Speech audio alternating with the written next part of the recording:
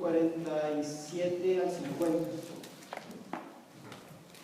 Hoy cerramos la serie con la parábola de la red, que tiene conexión con la iglesia de la Odisea, que es la última parábola para el último tiempo de la iglesia, la última iglesia que tiene, ¿verdad?, profecía.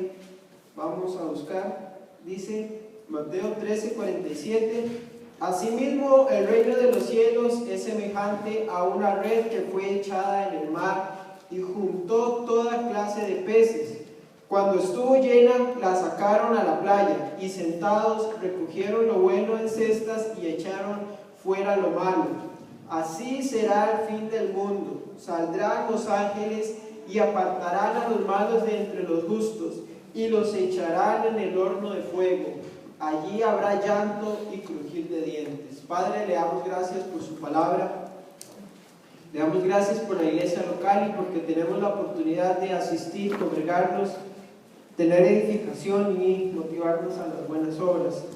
Le damos gracias por el Espíritu Santo y la palabra que usted nos dejó, y le damos gracias porque podemos comprenderla y saber cuál es el futuro. En el nombre de Jesús le rogamos que el Espíritu Santo tome control de esta escuela dominical y que sea edificación para todos nosotros. En el nombre de Jesús, amén. Bien, la parábola de la red.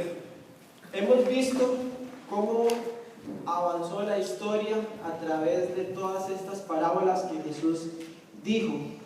Y yo quiero que leamos por un momento el versículo 52, que es un versículo muy interesante que hasta ahora he notado. Dice: por eso todo escriba instruido en el reino de los cielos es semejante a un padre de familia que saca de su tesoro cosas nuevas y cosas viejas.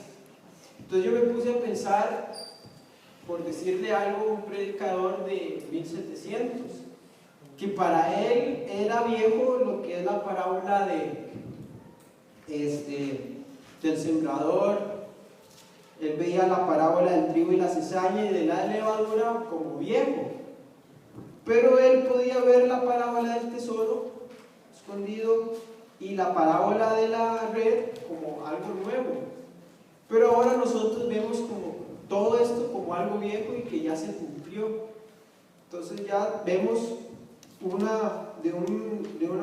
una perspectiva diferente todas estas parábolas, y es donde tenemos que ver nosotros, la iglesia de los últimos tiempos, todo esto como algo impresionante y algo por lo cual debemos adorar a Jesús, porque Él profetizó todo y se cumplió cabalmente. Todo lo que Jesús dijo en estas parábolas ya para nosotros es algo viejo y tenemos que ver que se cumplió. Hermanos, para ir recapitulando, después de que Tomás de Aquino, que es algo interesante, el pastor siempre lo dice, que estudió en Francia, después de que introdujo la filosofía en Tiatira, que es la cuarta arma de Satanás, que es la que sí tuvo éxito, porque si nos ponemos a pensar, la iglesia local nunca, digamos, fue seducido por la doctrina de Balaam, ni por Jezabel, ni por la doctrina de los nicolaitas. Hubieron iglesias que sí sucumbieron, pero no fue gran estrago. A Jezabel solo sucumbió Tiatira, pero la filosofía sí es algo que vamos a ver que tuvo efecto hasta el día de hoy. Después de que Tomás de Aquino introdujo esta levadura, 300 años después nace Sardis también con este mal de la levadura. Ya entonces, en el siglo XVI, Sardis, auspiciada por varios gobiernos, inició, como dice esto en el siglo XVI, como dice Francis Schaeffer, gracias a Sardis, la humanidad tuvo un ambiente intelectual para progresar. ¿Por qué? Antes del siglo XVI, es decir, 1500 años, la humanidad no tuvo inventos grandes. Después del siglo XVI, gracias a la Reforma, es decir, gracias a que la Biblia se empezó a leer es que hubo un cambio en el mundo. ¿Qué pasó después del siglo XVI? El Renacimiento. ¿Gracias a qué? A que la Biblia creó un ambiente, una atmósfera intelectual para que el hombre pudiera pensar. Sin la Biblia, el hombre no puede pensar. ¿Cómo lo sabemos? La historia lo demuestra.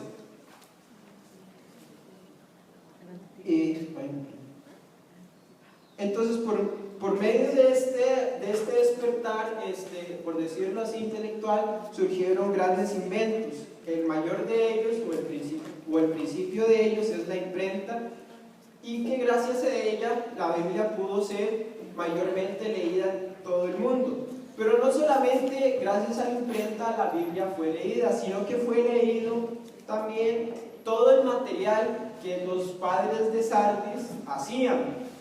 Todos los libros que Lutero, Calvino, Knox, hacían, toda la gente que podía leer los leía. ¿Y qué contenía este material? Mucha filosofía. Filadelfia siempre se mantuvo. ¿Quién era Filadelfia? Ok, voy a decir Filadelfia, Tiatira y Sardis, pero si alguien se pierde, levante la mano y aclararlo, ¿verdad? Filadelfia siempre se mantuvo al margen de todo esto que les he dicho. Filadelfia siempre se mantuvo al margen de Pérgamo, de Tiatira y de Sardis. Sin embargo, después del Renacimiento, Tiatira comenzó a tener mucho auge y mucha fuerza. En el siglo XVIII fue que cobra fuerza. Toma preponderancia por la revolución industrial. A pesar de que Filadelfia estuvo como al margen de todo lo que ocurría en Sardis, los libros le llegaron. Los libros llegaron a la iglesia local y la gente de la iglesia local los leía, pero todavía no estaban muy cargados de filosofía estos libros. Después, en el siglo XVIII, es cuando Filadelfia toma lugar gracias a la revolución industrial, o mejor dicho, al revés. La revolución industrial toma lugar porque Filadelfia despierta. ¿Qué es la revolución industrial? La revolución industrial inicia a mediados del siglo XVIII y finaliza aproximadamente entre 1820 y 1840. ¿Qué es esto? Que Filadelfia, perseguida por Tiatira y por Sardis, Filadelfia, perseguida por Tiatira y Sardis, busca nuevas tierras para que no la persigan, dejar que los maten, y además ellos ven en la palabra que hay que predicar el evangelio. Entonces, ¿qué hacen ellos? Inventar cosas para trabajar menos. Ahora bien, pongan cuidado, lo que los pastores hacían era, por decirles algo, como ellos vivían de la ganadería y pues todas estas cuestiones, inventaron máquinas que los ayudaron a trabajar menos y predicar más. Entonces ellos pasaban 10 horas ordeñando vacas, por decirles algo. Inventaban algo y ya en vez de pasar 10 horas ordeñando, ordeñaban 7 y salían a la calle a predicar 3 horas. Todo esto que hizo Filadelfia originó la revolución industrial, porque ellos decían, tenemos que ir a otros países a predicar. Bueno, ¿cómo hacemos? ¿Cómo hacemos para llegar más rápido? Porque Spurgeon lo hacía caminando. Entonces ya se dieron los pastores de las iglesias locales, inventaron el ferrocarril, inventaron otras cosas. Si usted gusta, puede buscar en Google todo esto lo que le estoy diciendo. Ahí lo va a encontrar más detalladamente. Entonces fue la iglesia local quien originó la revolución industrial por el motivo de salir huyendo de Sardis, de la persecución de Sardis y Tiatira, para predicar el evangelio y conquistar nuevas tierras. Y fue Filadelfia quien pasó de ser en Inglaterra el país más pobre al más rico, también en Holanda. Holanda e Inglaterra fueron como las cabecillas. de la Revolución Industrial, porque ahí fue donde había más iglesias locales. Sin embargo, como les dije anteriormente, gracias a la imprenta, existieron muchísimos libros que llegaron a la iglesia de Filadelfia. Y los de Filadelfia la leyeron toda esta filosofía, porque usted puede observar que aún Charles Spurgeon se consideraba a él mismo calvinista. También grandes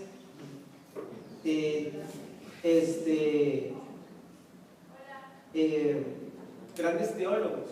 ¿Como quién? Todos los teólogos de la iglesia de Filadelfia, por decirlo, lo decían. No es que ellos eran así, sino que ellos se colocaban en esa rama. ¿Por qué?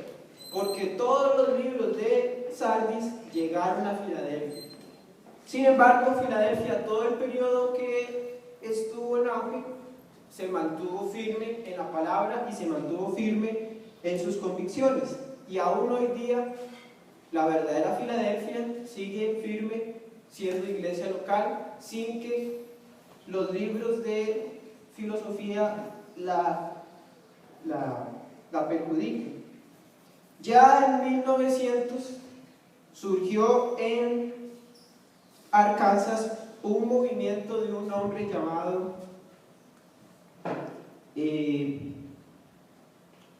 Eudorus Bell, 2 de abril de 1914, pero en Gales en 1904 Evan Roberts, en California en 1906 W.J. Seymour, y en Escandinavia el pastor Barat en 1906 iniciaron un movimiento paralelo a la iglesia local que se le llamó movimiento pentecostal. En 1900 nace la iglesia de la Odisea, y nace gracias a la levadura que se introdujo en Filadelfia por medio de los libros de Sardis. Ya vamos a ver este desarrollo. Como datos importantes, hermanos, para esto, usted lo puede llegar a buscar en la casita y se puede ver por qué es importante. La Compañía de Jesús nace en el siglo XVI por Ignacio de Loyola, que estudió en París. Y también, un siglo después, nace Descartes, que es el padre de la filosofía moderna, y es el padre de los libros que entraron en Filadelfia. Y la Revolución Francesa tuvo parte en 1784 al 99. Estos datos son importantes porque todo esto afectó a la iglesia local, porque estos personajes que les mencioné fueron los que ayudaron a que los libros de Sardis entraran a Filadelfia. Los jesuitas son personas muy malas. Bien, hasta este punto hemos visto todo lo que ha ocurrido y nos hace comprender los orígenes de la Odisea. La Odisea nace porque entraron libros de Sardis a la iglesia local, y gracias a eso es que gente empezó a pensar como le dio la gana y originó un movimiento paralelo a la iglesia local, que no era en ese momento ni católico ni nada, y se le llamó movimiento pentecostal. El que surge en 1914 en Arkansas es el movimiento carismático, igual pentecostal. Esta última parábola habla de la última iglesia del último tiempo. La Odisea es la que está actualmente proféticamente, que es la iglesia pentecostal. Esta iglesia pentecostal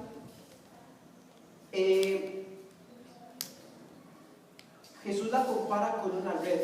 Veamos lo que dice la parábola. Asimismo, el reino de los cielos es semejante a una red que fue echada en el mar y juntó toda clase de peces.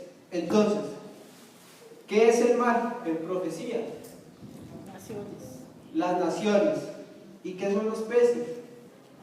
¿Qué hay en el mar? Peces. ¿Y qué hay en las naciones? Personas. Entonces vemos que el mar son las naciones y los peces son las personas. Bueno, sabemos que Jesús, cuando llama a Pedro, ¿qué fue lo que le dice? Lo va a hacer pescador de hombres. Te voy a hacer pescador de hombres. Pues bien, esta iglesia es muy pescadora de hombres. Ya vamos a ver más adelante. Y lo que tenemos que analizar en este momento es que una red es para capturar muchos peces. Usted puede pescar con una caña y va de uno en uno, o con una red y va de mucho en mucho. Eso es lo que es la Odisea. Una red, pero que captura lo que sea. La Odisea, que lo vamos a ver ahora más adelante en la prédica, la Odisea significa derechos humanos. Viene del laos, que significa pueblo o muchedumbre, y dique, derecho. La Odisea significa derechos humanos. Y usted, por eso les mencioné los datos estos, los de la Revolución Francesa y todo, porque estamos en la época de los derechos humanos. Usted ha visto cómo ha cambiado la historia en 200 años. La humanidad pasó 1500 años, 1600 sin inventar nada. Y de un pronto a otro, gracias a que la Biblia se empezó a leer, empezaron a salir los inventos rápidos. Vea que en menos de 10 años pasamos de teléfonos de este tamaño a iPhone, ¿verdad? Estamos en una época de derechos humanos, en donde la tecnología y el ser humano han tomado un lugar que no les corresponde. La tecnología y la humanidad han tomado un lugar que no les corresponde por los derechos humanos. ¿Que dónde nacen los derechos humanos? Estudios sociales. En estudios sociales. No, en la Revolución Francesa, con este asunto de igualdad, fraternidad y libertad. Nace en Francia con la Revolución Francesa. ¿Por cuáles personas? ¿Quiénes fueron los que empezaron este asunto? Filósofos. ¿Cuáles filósofos fueron, doña Isa?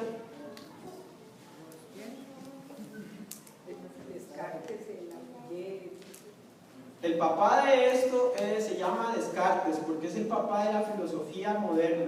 El padre de la filosofía, ¿quién fue? Tales de Milet. Y tuvo un hijo que se llama Descartes. Y otros como Voltaire y no sé qué, Montesquieu, que hicieron la Revolución Francesa. Esta Revolución Francesa dio paso a la Odisea. La filosofía dio paso a la Odisea, hermano. Esto es lo que es importante ver en todo lo que pasó, porque fue la filosofía quien dio paso a la revolución industrial y a los libros que entraron en la iglesia local, por los cuales hermanos se perdieron e hicieron el movimiento pentecostal. ¿Qué son los derechos humanos?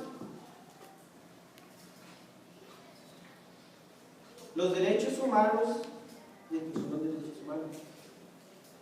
es que el hombre se coloca en el centro de la creación y todo gira alrededor de él. Gracias a los derechos humanos, ahora vemos que hasta un perro tiene más derecho que una persona.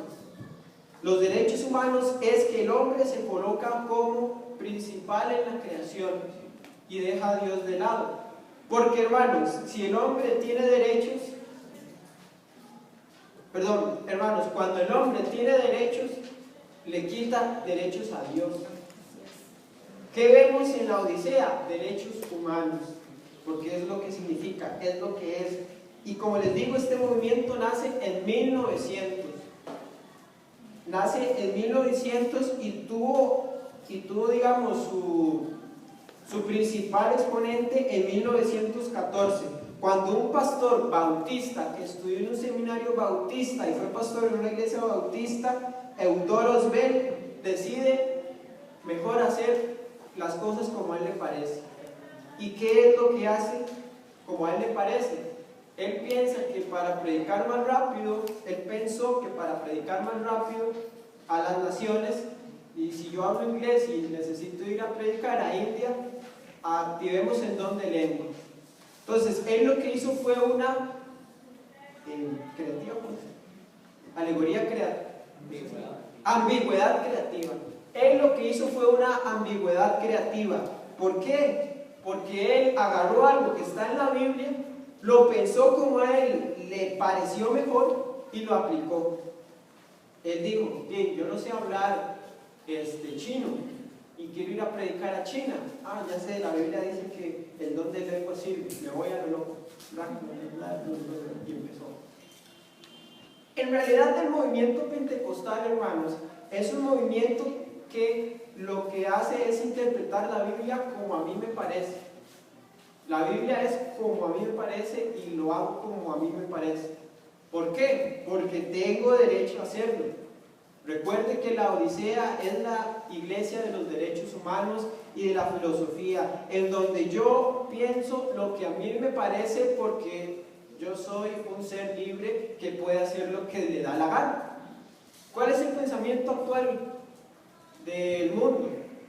Es que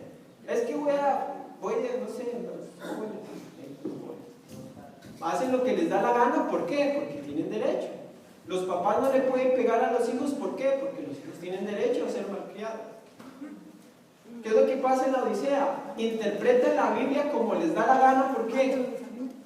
Porque tienen derecho. Y la filosofía les abrió el cerebro para hacerlo. Gracias a los libros que se dieron en Sardis.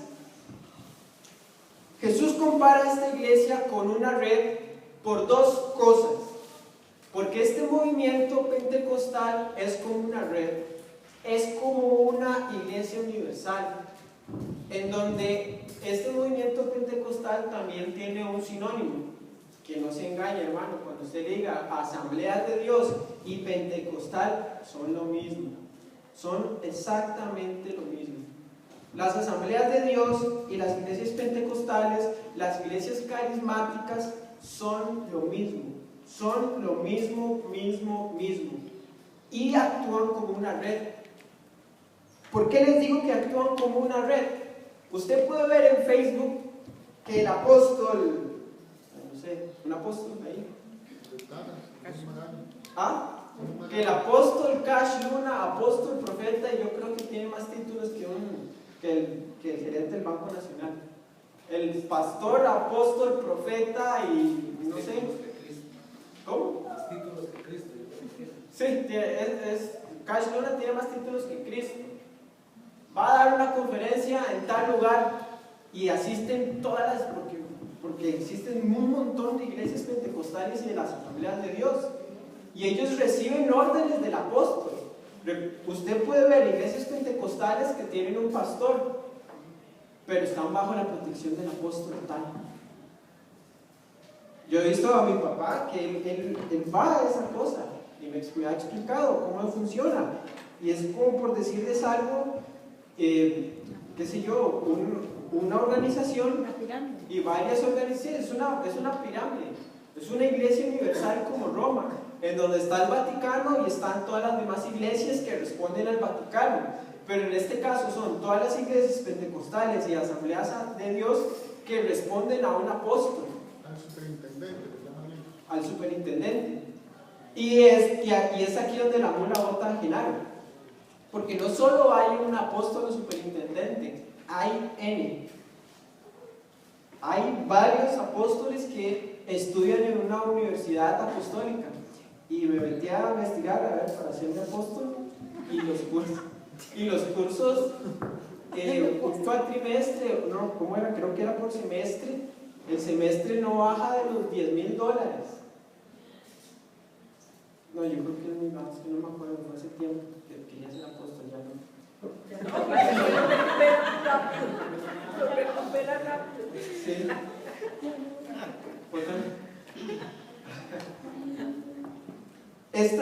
Por eso Jesús las compara con una red, porque son una red de mercadeos. ¿Usted lo han invitado a esta red de mercadeo?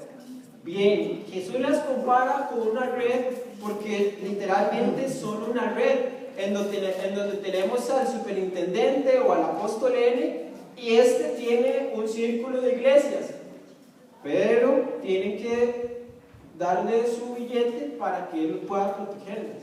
Si una iglesia deja de darle el bill metal a este apóstol, el apóstol ya no lo protege. Gracias a Dios que nosotros nos protege Jesucristo, amén. Amén. Segunda cosa, porque Jesús las compara con una red. La iglesia de Filadelfia predicaba como los varones, pelo en pecho y hacha en mano, uno a uno, face to face. La iglesia de Filadelfia predicaba como Jesús dijo y usaba la tecnología para hacerlo más rápido. Sin embargo, la Odisea usa la tecnología para hacerlo masivamente. Dios nunca ha tratado masivamente. Las únicas veces que lo ha hecho masivamente son como 2 veces. A Israel Dios lo trató como pueblo, pero Israel masivamente fue tratado por Dios como 2 veces, ¿verdad? No me acuerdo los datos, pero la relación que Dios tiene con las personas es personal, no es masiva. ¿Qué es lo que hace la Odisea? La Odisea predica masivamente. La Odisea capta a las personas masivamente. Su mensaje es para las masas. Y recuérdenlo, uno de los postulados de la filosofía de Aristóteles: para controlar a las personas, háganlo en masa. La Odisea controla a la gente porque lo hace en masa. La iglesia local nunca ha tratado a los feligreses en masa. La Odisea sí. La iglesia pentecostal y las iglesias de las asambleas de Dios tratan a los feligreses en masa. Usan la tecnología para predicar en masa y usan la tecnología para controlar a las masas. La iglesia local nunca ha hecho eso. Disculpa para terminar. Billy Graham ha usado esto, predicar en masa y todas estas cuestiones, pero nunca ha manipulado a su iglesia y nunca le ha dicho a la iglesia todo lo que los apóstoles le dicen a sus feligreses: deme dinero para protegerlos, deme dinero porque aquí, deme dinero porque allá. Billy Graham, él hizo lo que hizo de su bolsillo y él predicaba la palabra y ya. Da a conocer la palabra. Da a conocer la palabra. Billy Graham nunca discipuló a masas. Nunca dio mensajes a masas. Solo dio el evangelio a masas. Nunca hizo milagros. Nunca hizo milagros en masas. Billy Graham lo que hacía nada más era el evangelio, nada más. Pero la Odisea manipula, la Odisea disipula, la Odisea pastorea masas. Billy Graham nunca ha hecho eso y la iglesia local lleva 2000 años sin hacer eso. ¿Sí? No, es algo muy curioso, por ejemplo, en las iglesias pentecostales es que la gente adquiere dentro de la misma iglesia un rango o un estatus, ¿verdad? Entonces, por ejemplo, está el pastor y están los demás que ayudan al pastor, ¿verdad? El maestro, pero ellos no son iguales a la gente, ¿verdad? O sea, como decimos popularmente, los ven del hombro para abajo. Eso es muy dado en ese tipo de congregaciones, donde digamos no hay un amor verdadero, ¿verdad? No. Como motivación. ¿Sí? Sí, ¿no? Y que estas iglesias, digamos, todo es negociable. Cualquier información que quiera salir de parte digamos, del pastor o de ellos, todo, o sea, hay que comprarlo. Una hoja para enseñanza, todo es vendido. Es puro simonismo. Sí, exacto. Pero aquí lo importante que quiero que veamos es la comparación que Jesús hace de la red. De la red porque usa la tecnología. La red es un avance tecnológico en la pesca para pescar más rápido, ¿verdad? Bien, esta iglesia nace cuando la tecnología nace, digamos así, o tuvo el auge, tuvo la revolución. Por eso Jesús la compara con una red, porque gracias a la revolución industrial esta iglesia tuvo auge. y con una red también porque ellos actúan como una red. La iglesia local no actúa como red. ¿Cómo sabemos que es la iglesia de los últimos tiempos? Porque, bueno, muy claro lo dice el verso 49. Así será el fin del mundo. Estamos en la iglesia del fin del mundo, en la Odisea. La Odisea es la iglesia del fin del mundo. Jesús proféticamente aquí lo dice muy claro. Así será el fin del mundo, como esta iglesia, que saldrán los ángeles y apartarán los buenos y los malos. Esta iglesia tiene por costumbre, como es una red, atrapa lo que sea. Vemos en la iglesia de la Odisea gente que no es conversa, gente que está ahí, qué sé yo, ¿por qué? Porque los cultos de jóvenes son demasiado pomposos, hay papas fritas y carne. Y los espectáculos que esta iglesia ofrece para el público son geniales. Bailar y conocer gente y sermones de motivación y toda esa cuestión. Por eso es que esta iglesia atrapa lo que sea. Pero hay gente en la Odisea que no es nacida de nuevo. La iglesia local se ha caracterizado porque en sus filas siempre milita gente que ha nacido de nuevo.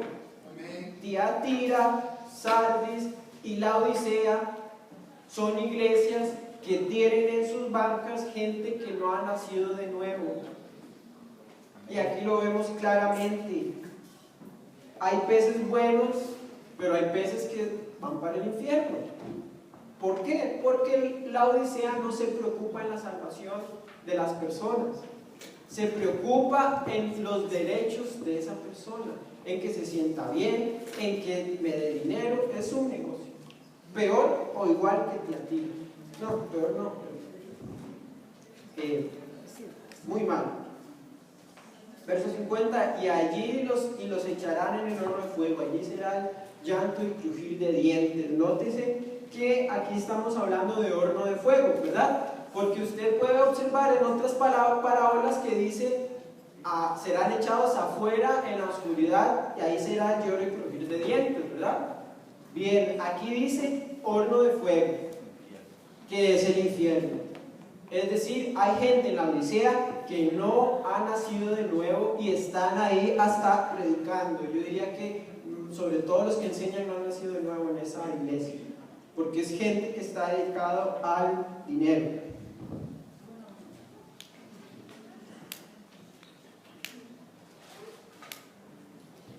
Entonces, hermanos, vemos que gracias a que la filosofía se introdujo muy sutilmente en la iglesia local, hermanos leyeron estos libros que fueron hechos en Sardis y se comieron toda la filosofía que se gestó por más de 1900 años. Esta filosofía fue introducida por grandes pensadores como Tomás de Aquino, Descartes y un montón de otros. Esos son muy importantes.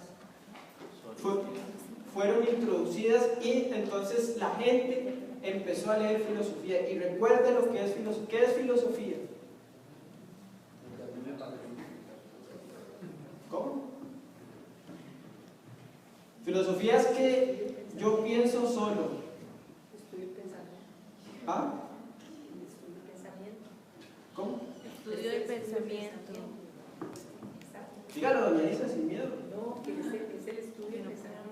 El estudio del pensamiento. La filosofía es querer conocer sin Dios. Usted empieza a conocer sin Dios. Entonces, ¿qué pasa cuando un cristiano lee algo que lo incita a conocer sin Dios? Se chifla. Entonces, este pastor, Eudorius Bell, empezó a leer cosas que le incitaron a conocer sin Dios. Douglas, es importante que usted aclare que ese pastor fue excomulgado. Claramente, este pastor es que él era pastor bautista y cuando hizo esto, la comunidad lo excomulgó totalmente, lo desacreditó y es que nosotros tal vez no entendemos ese excomulgar. Es que, no sé, usted ha pertenecido a algo y lo han echado. Es que aquí no se ve eso, pero... Sí, sí, puedes ponerse una similitud a un trabajo, pertenecer a una empresa. Sí, tal vez como un trabajo. Digamos que usted tiene el trabajo de la vida, usted está trabajando en Google y le están pagando 50,000 al año. Y llega de un momento a otro Larry Page y le dice: sus servicios son prescindidos, prescindimos de sus servicios. Usted queda destrozado. Pero también no solo es echado, sino que Larry Page manda una carta a todas las demás empresas diciéndole no lo contraten. Exactamente. Es como que es eso, usted está en su trabajito y usted tiene sus gastos que los sufraga con el trabajo. Y de un momento a otro el patrón le dice despedido. Y ni se preocupe en buscar trabajo porque ya mandé cartas a todas las empresas de Costa Rica para que no lo contraten. Lo sacan en La Nación y le dicen, no trabaja para mí, está como ahí. Sí, en La Nación, en la Extra, en Al Día, en la TEA y en todo. Y sale Ignacio Santos, bueno, nos llega este comunicado, fulanito de tal, lo despidieron de tal empresa y favor no contrataron. Eso es excomulgar en ese tiempo. Este pastor Eudorus Bell lo excomulgaron. Y si nos vamos 1000 años atrás, San Agustín de Hipona los mataba. Pero bueno, eso era excomulgar. Que este pastor, que era bautista, empezó a filosofar, empezó a leer muchos libros basura y terminó chiflado. Y empezó la Iglesia de los Derechos Humanos, en donde él tenía derecho a interpretar la Biblia como le parecía. Entonces todos los demás también. Y usted por eso ve a los apóstoles ahí, haga pactos con Dios, usted tiene derecho. Dios tiene que hacerlo porque usted tiene derecho. Entonces los derechos de Dios quedan por debajo de los del hombre. Hermano, Dios tiene derechos. Si usted tiene derechos, créame que Dios tiene más porque Él tiene derechos de creación. Entonces vemos en esta iglesia el daño que la levadura de la filosofía hizo, porque fue la misma filosofía que hizo la revolución francesa, en la cual se dio paso a esto de los derechos humanos. Nosotros como iglesia local debemos estar en contra de la Odisea, en contra de los derechos humanos, porque Dios ha puesto aquí todo lo que necesitamos saber. Debemos estar en contra de la filosofía y debemos leer esto que dijo Jesús para ver toda la historia y ver qué tan importante es la palabra y sobre todo lo que dijo Jesús. Bueno, toda la Biblia lo dijo Jesús, pero todo esto que dijo Jesús es muy importante para nosotros. Y gracias a estas parábolas y la historia que ya pasó, nos hacen ver que Jesucristo tiene una supremacía absoluta sobre todo, porque profetizó todo, se ha cumplido y cabalmente.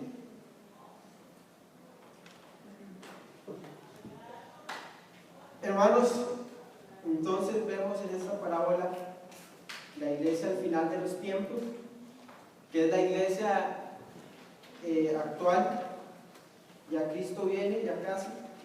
Y los ángeles, hay otra parábola que dice, ¿verdad? Que los ángeles van a pasar, bueno, no, creo que está en Apocalipsis, que los ángeles van a pasar y van a recoger lo que es de Dios y lo que no para el infierno. Entonces, ¿hay alguna duda, comentario o aporte sobre esta parábola que Jesús profetiza a la iglesia del final de los tiempos, que es una iglesia que se va atrás de los derechos humanos y es una iglesia en la cual milita gente que no es nacida de nuevo? Y esta iglesia sale de la iglesia local.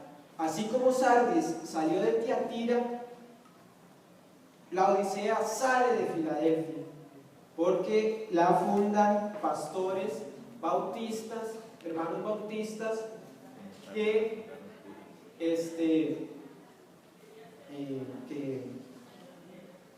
apostataron. Bien, entonces si no queda duda, le vamos a orar para comenzar la escuela. Padre, le damos gracias por su palabra, porque es viva y eficaz. Le rogamos que el Espíritu Santo nos ayude a meditar en esto y que nos haga comprenderlo, tal vez lo que nos quedó un poco más viernes. Señor, le damos gracias por su iglesia local, en la cual usted nos deja estar, y le pedimos que continúe el resto que bendiga el resto del servicio de hoy, en el nombre de Jesús. Amén.